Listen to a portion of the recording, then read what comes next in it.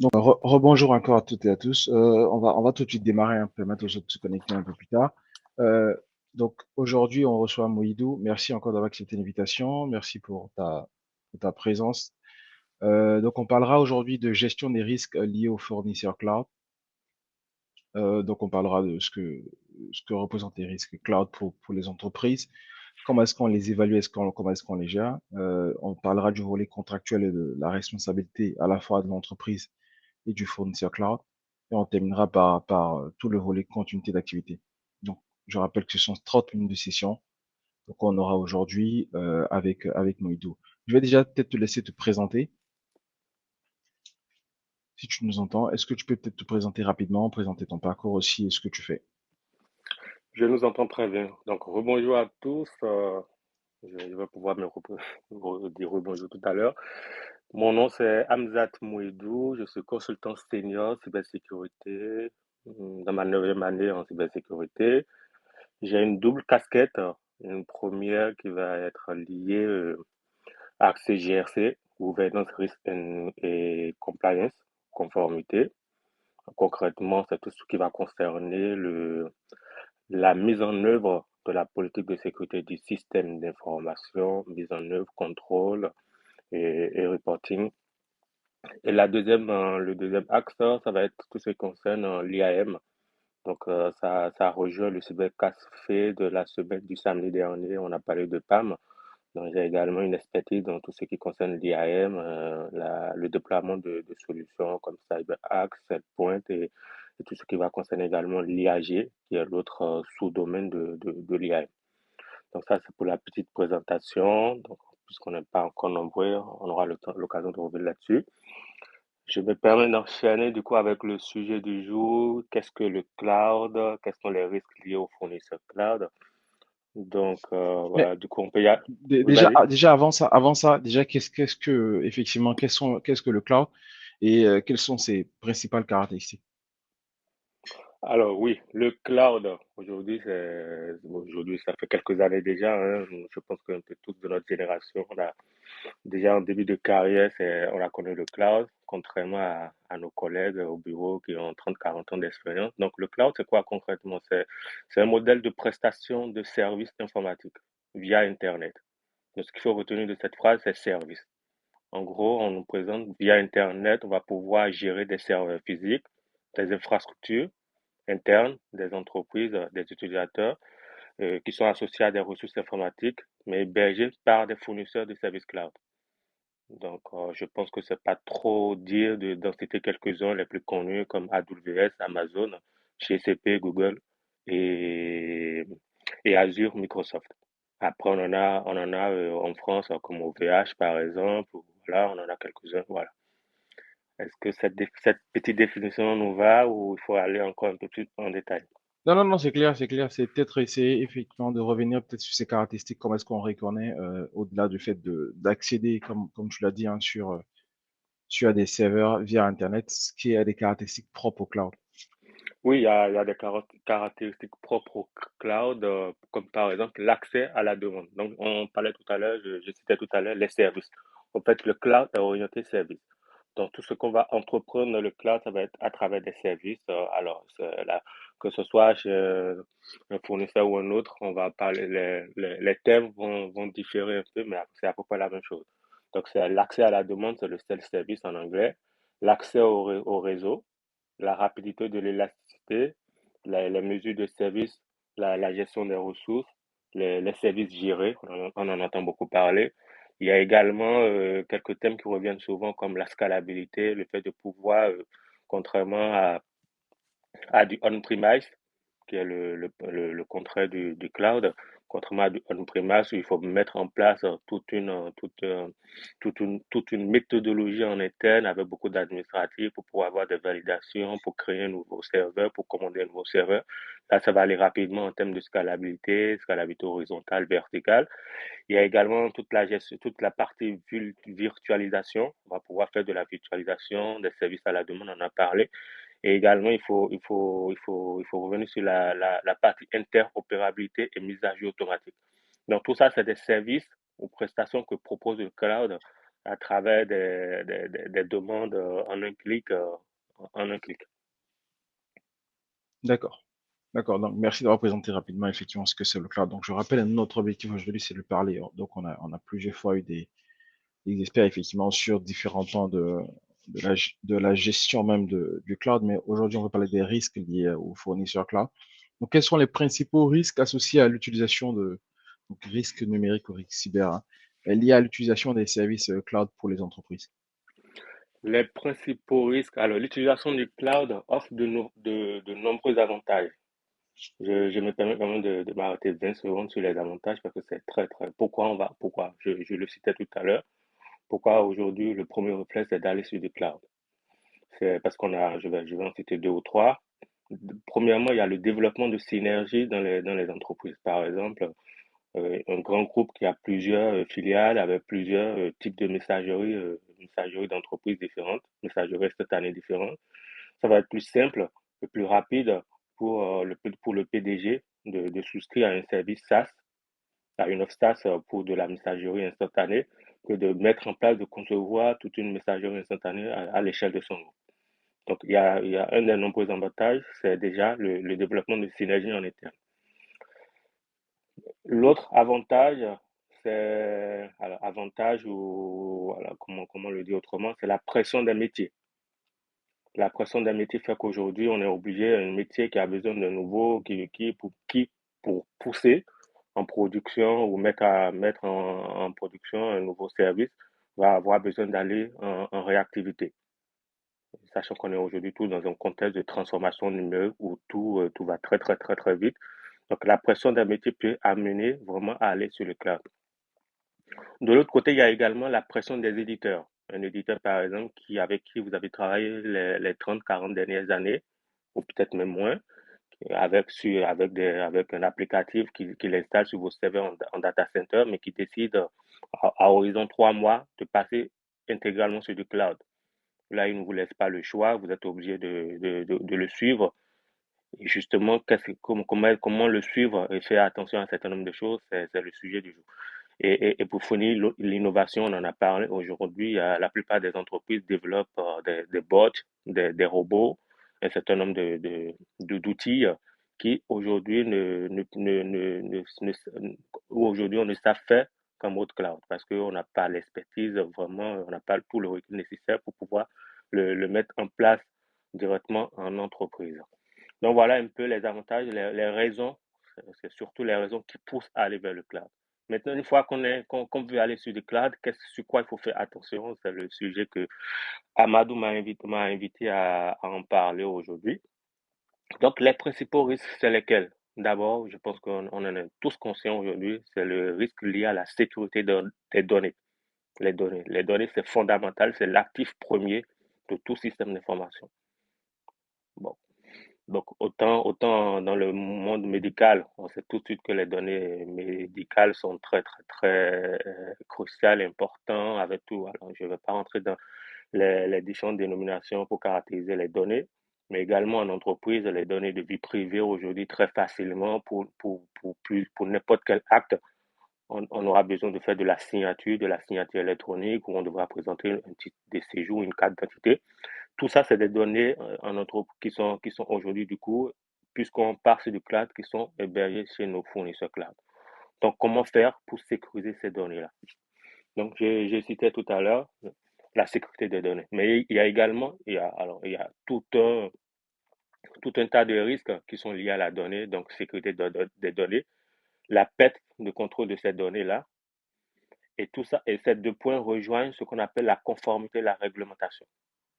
La conformité à la réglementation. Et après, il y a bien évidemment, un peu comme pour tout service qu'on demande ou pour toutes nos applications qu'on a en interne dans nos entreprises, le risque lié à la disponibilité du service, le risque lié à toutes les attaques qu'on a citées lors de 44, lors de 44 précédents cybercafés. Donc, on a des risques de DDoS, les risques liés à la sécurité des API. Ça fait également l'objet d'un cybercafé il y a 2 week-ends, je crois.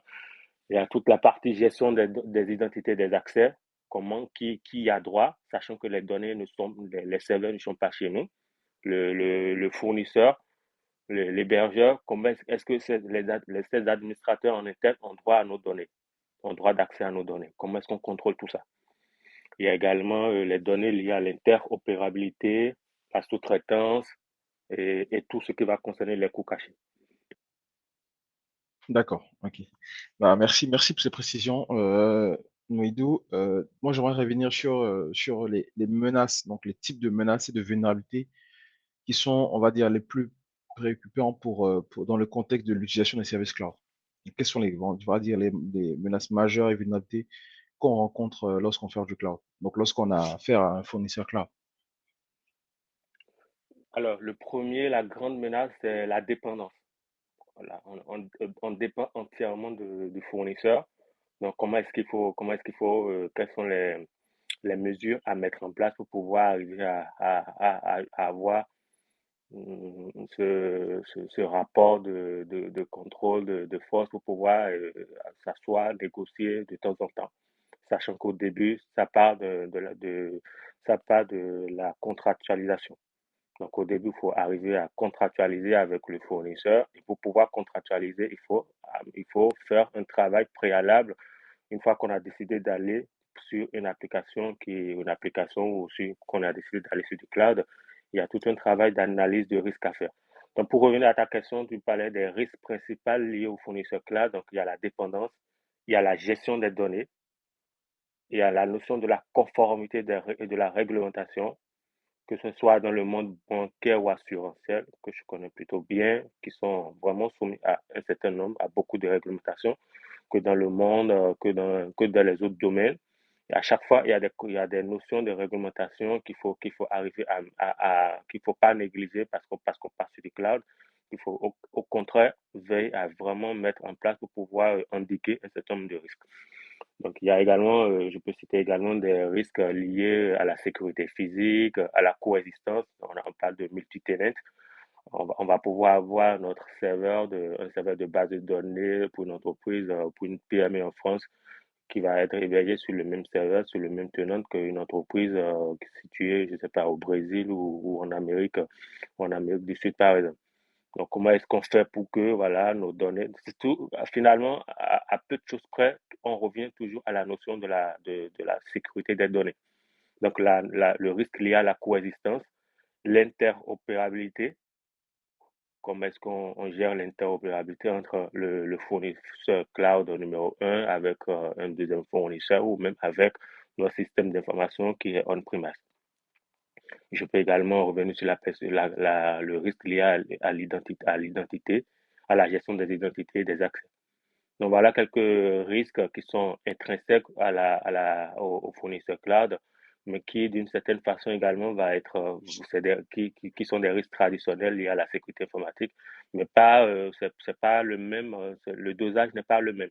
On va pas s'appesantir sur un risque lié à la multitenancy, le risque de coexistence en mode cloud que en serveur physique par exemple. Ouais, ça fait sens aussi avec ma prochaine question, effectivement. Donc, une fois qu'on a identifié ces risques et ces menaces, donc autour du cloud et effectivement du fournisseur cloud, donc l'axe 2, c'est l'évaluation et la gestion des risques. Donc, quelles sont les meilleures pratiques d'évaluation de ces risques-là, donc qui sont associés à un fournisseur cloud spécifique, et comment est-ce on les priorise, comment est-ce qu'on les priorise pour une entreprise? Alors, l'évaluation des risques spécifiques est une étape cruciale pour assurer la sécurité des données. Donc, j'en parlais déjà un peu tout à l'heure. C'est vraiment l'étape à faire. Moi, j'ai eu à le faire sur un peu plus de 2 ans dernièrement. Et c'est quelque chose de vraiment fondamental qui amène à travailler avec l'ensemble, avec plusieurs lignes métiers, forcément toutes les lignes métiers liées à la sécurité, le RSSI, toutes les équipes de sécurité opérationnelle, pour les architectes, que ce soit les architectes techniques, les architectes fonctionnels, mais également le DPO, on a parlé de données tout à l'heure. L'une des étapes de cette analyse, de cette évaluation de risque-là, des meilleures pratiques, c'est de faire ce qu'on appelle un DPIA. un Data Protection Impact Assessment, pour pouvoir voir les traitements de données dont il va s'agir en partant sur le cloud.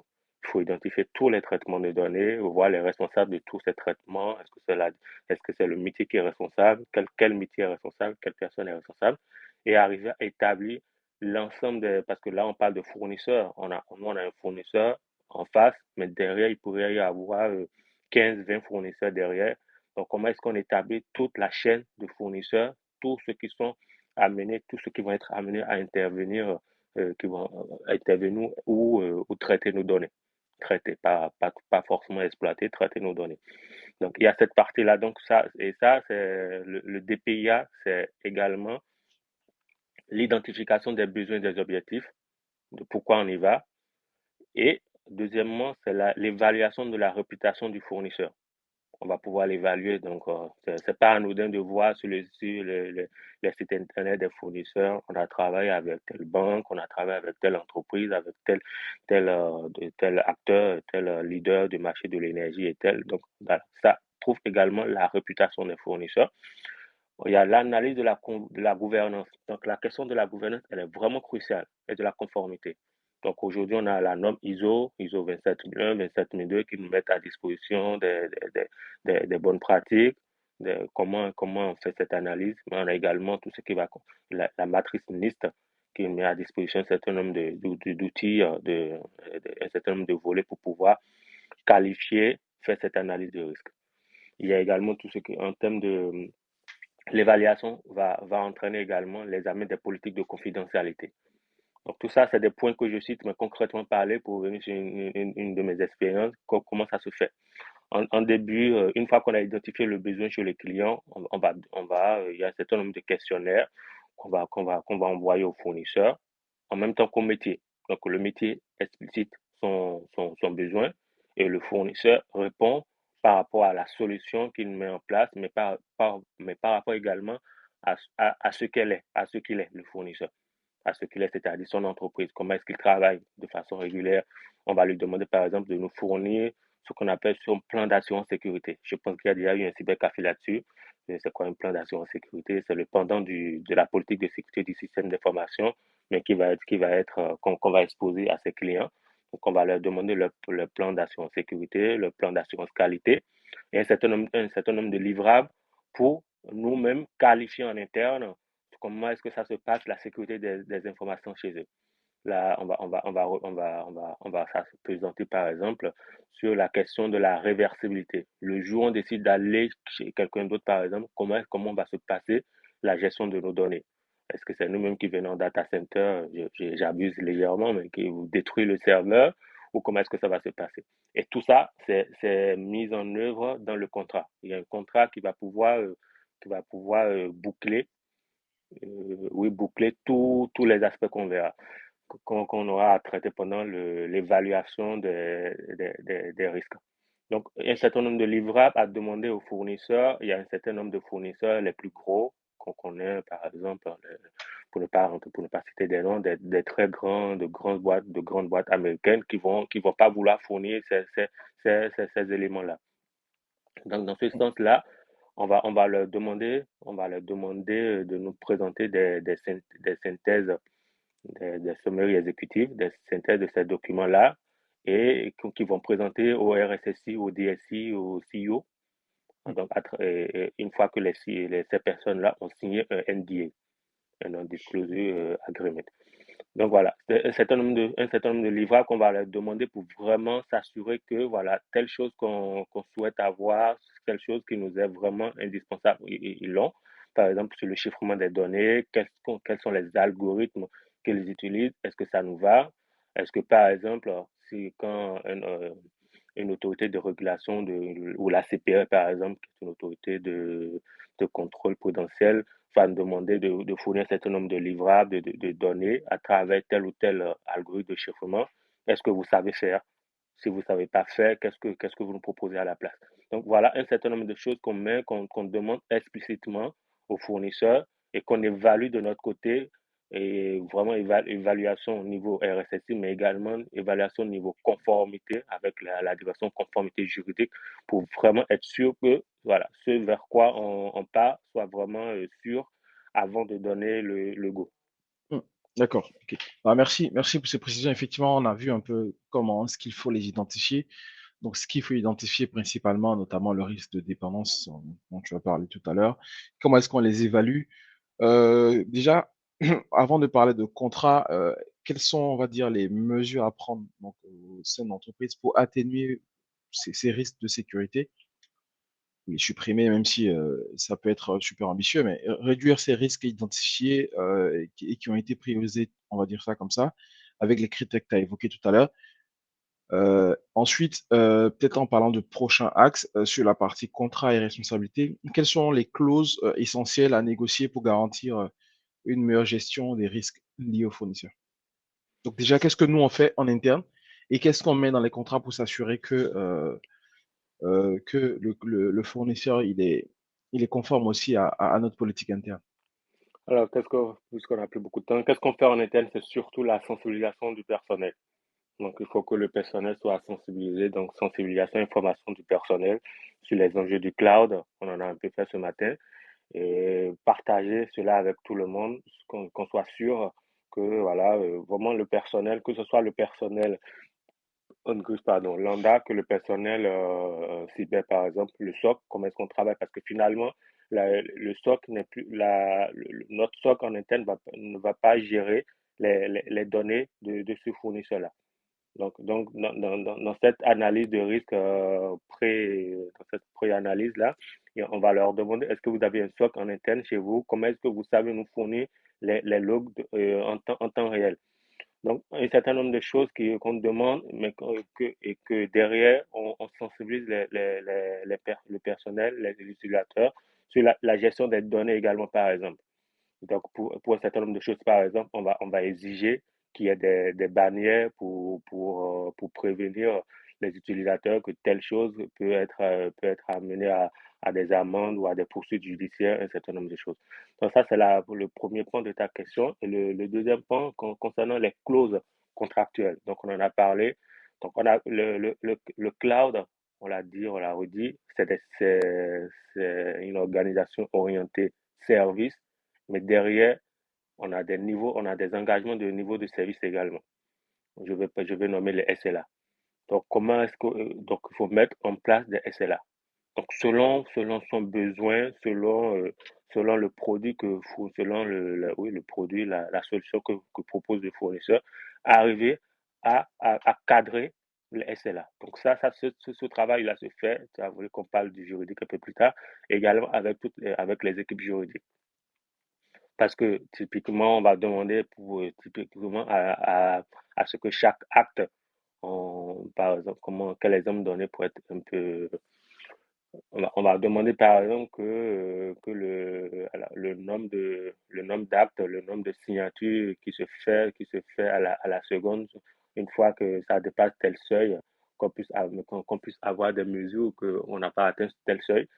Donc, derrière, il faut un certain nombre de niveaux de service SLA qu'on doit définir avec, avec le métier et le fournisseur. Donc, il faut être vraiment strict là-dessus. Et après, il y a également, j'en ai parlé, la gestion des incidents de sécurité. Donc, j'ai parlé du SOC tout à l'heure. Comment est-ce que, en cas d'interruption de service, par exemple, là, je pense que je vais m'arrêter sur cet exemple-là. La signature électronique 4G, par exemple, on a besoin que les gens signent avec leur pièce d'identité, avec une caméra en face. Donc, vous imaginez toutes les données importantes qui sont engrangées à travers cet acte. Mais, et derrière, c'est un service qui est en amont de la souscription des offres, de plusieurs offres dans la journée, par exemple. Donc, comment est-ce qu'on gère la question je ne voulais pas rentrer forcément dans les terminologies techniques, mais le RTO, le RPO, le retour à la situation normale, le point de retour à la situation normale. Donc, tout ça, ça doit être défini de façon, autant quand on est sur du on-premise, quand on est en interne, C'est des choses sur lesquelles on ne regarde pas toujours parce que voilà, on sait qu'on est entre nous. Mais là, puisqu'il s'agit du cloud et qu'il va y avoir un contrat derrière, il faut être vraiment, vraiment strict là-dessus pour pouvoir avoir le niveau de service. Donc, je parle de niveau de service, mais également des niveaux de gestion des incidents de sécurité les plus appropriés. Il y a également le droit d'audit. C'est très, très, très fondamental. C'est une clause contractuelle à ne pas négliger. Comment est-ce que, à quelle fréquence on peut être amené à auditer le système d'information, le data center du fournisseur. Il y a d'autres fournisseurs, les plus imposants, ne vont pas permettre à ce que la petite PME ou la petite entreprise que tu es, ou même la grande entreprise française que tu es, puisse faire des audits sur leur système d'information. Mais en retour, ils ont des organismes, des sociétés tierces qui font ce travail-là et qui sont certifiés. Ils utilisent toutes les certifications qu'on connaît dans le monde de la cybersécurité, qui sont certifiés pour pouvoir faire ce travail d'audit-là et qu'on peut aller consulter derrière. Donc, il y a ça également, le droit Mm. d'audit, et puisque le temps avance, il y a également toute la partie sous-traitance et contrôle des sous-traitants. Également, faut faire très attention à cela. Je l'ai évoqué un peu tout à l'heure. La sous-traitance, comment est-ce que ça se fait? La Mm. sous-traitance, est liée à la localisation des données également. Parce que si finalement on exige que nos données soient uniquement hébergées dans l'espace, dans l'Union européenne, mais que les administrateurs sont situés au Brésil ou en Philippines, il y a une question qui se pose également. Donc c'est pourquoi la question de la localisation des données et de la sous-traitance sont étroitement liées. Et l'autre point qui les rejoint, c'est la question de la réversibilité de la récupération des données. Ça aussi, je l'ai évoqué tout à l'heure. Donc finalement, c'est des clauses, c'est des mesures, mais c'est également ces mesures-là qu'il faut contractualiser, vraiment définir dans le contrat pour que le jour il pourrait y avoir un souci, qu'on puisse vraiment sortir le contrat et se regarder en face pour discuter. D'accord. Ah, merci à toi, Moïdou, pour ces réponses. Ma dernière question, peut-être avant de prendre d'autres questions s'il y en a, et je pense qu'on pourra terminer là-dessus, c'est, donc on parlera de la gestion de la continuité d'activité. Quels sont aujourd'hui les défis liés à la gestion de la continuité d'activité? Tu en as parlé tout à l'heure. Et au niveau de la réversibilité, par exemple, et la récupération des données dans un environnement cloud. Alors, donc les défis, c'est ça, hein, c'est la disponibilité et la résilience, la disponibilité des services. C'est important. Donc, comment est-ce que le service nous est disponible en temps et en heure? La question du secours, du backup, comment est-ce qu'on fait pour assurer ce service en continuité? Si je reviens par exemple au Supercafé, on a parlé de la semaine dernière du PAM, comment est-ce que quand tu souscris à un service de gestion des droits, des droits privilèges qui est sur du cloud, comment est-ce que tu fais quand le service est interrompu? Tu ne peux plus accéder. Bon, il y a des solutions briques glace derrière, mais comment est-ce que tu fais? Donc ça aussi, donc ça c'est un des défis majeurs liés à la continuité de l'activité, au disaster recovery. On a parlé de l'interopérabilité également, la gestion des données distribuées sur des différentes plateformes de services, la gestion des identités des accès. C'est un défi majeur également. La gestion des identités des accès peut être très, très, très complexe sur une utilisation diversité des services et des applications. Donc, comment y pallier? Il faut mettre en place, il faut que le fournisseur propose un certain nombre de solutions et il faut arriver à se mettre d'accord. Donc, il y a également les coûts et les coûts associés à la reprise après sinistre. Donc, la plupart du temps, voilà. Donc, la réponse est dans le point, hein, c'est une question de coût. Comment est-ce qu'il faut arriver à négocier un coût? Parce que finalement, les fournisseurs savent nous proposer des réponses à